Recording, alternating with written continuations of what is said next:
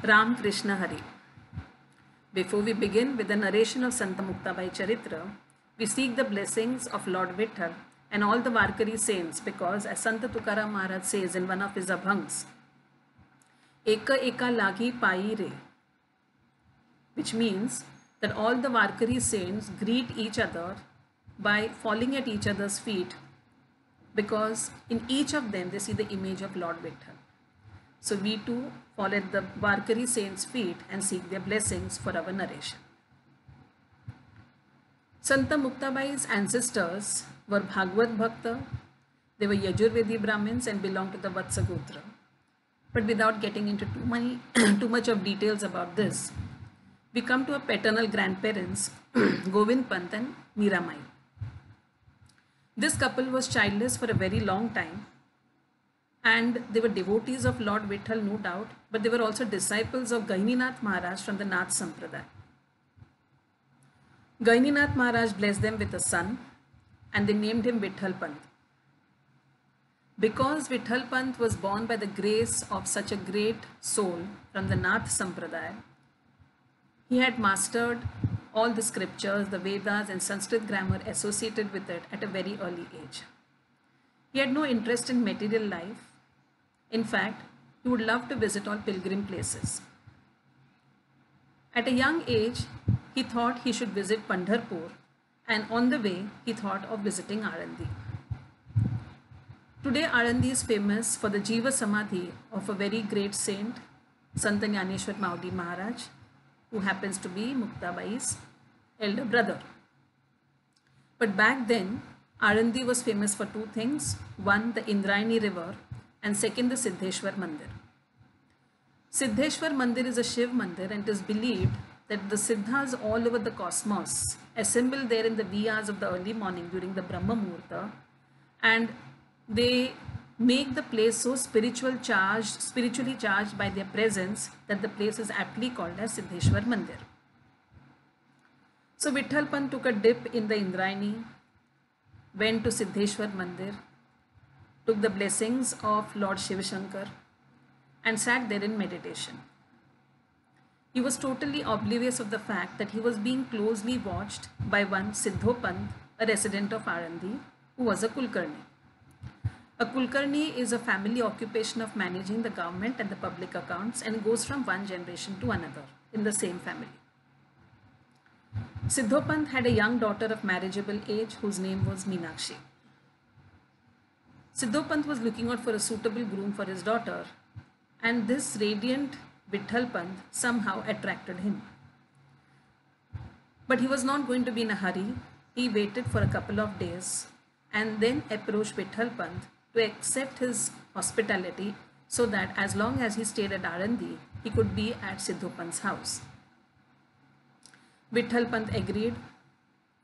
One day, Siddho Pant casually asked Vitthal Pant about his family. Vitthal Pant said that he was the only son of his parents and they too were Kulkarnis from Apegaon village. Siddho Pant felt that this was a golden chance for his daughter because she too was the only child.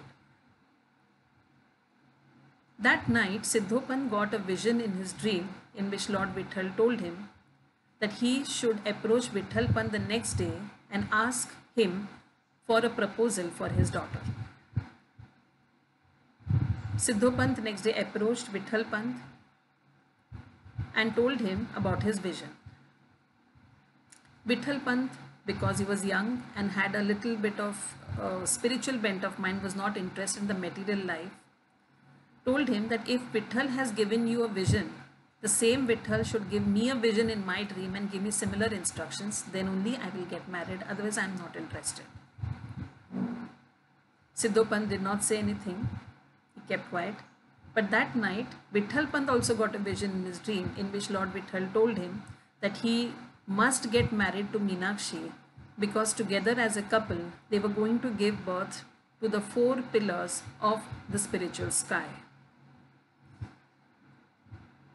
Vitthal Pant next day accepted the proposal of Siddho Pant, and as it was a Jeshta month, Siddhopan thought it was better to get them married as early as possible instead of waiting for the Ashad month to start. Vitthal Pant and Meenakshi got married in a couple of days, and as Vitthal Pant had already planned earlier, he, along with his wife and his in-laws, went to Pandharpur and took darshan of Lord Vitthal there. They came back to Alandi and stayed there for some days. After some days, Vitthal Pant felt that he must visit Apegaon because he was remembering his parents. Taking permission of his in-laws, he left for Apegaon with Meenakshi. Vitthal Pant's parents were overjoyed to see that the son was married to a beautiful girl, Meenakshi, and his mother said that she should be named as Rukmini because he was Vitthal. So Vitthal and Rukmini were the parents of the 4 gems of the spiritual world. Vitthal Pant and Rukmini stayed at Apegaon for a long time. As the parents were aging, after some time, Vitthal Pant's parents expired, and he also had no interest in the Kulkarni profession.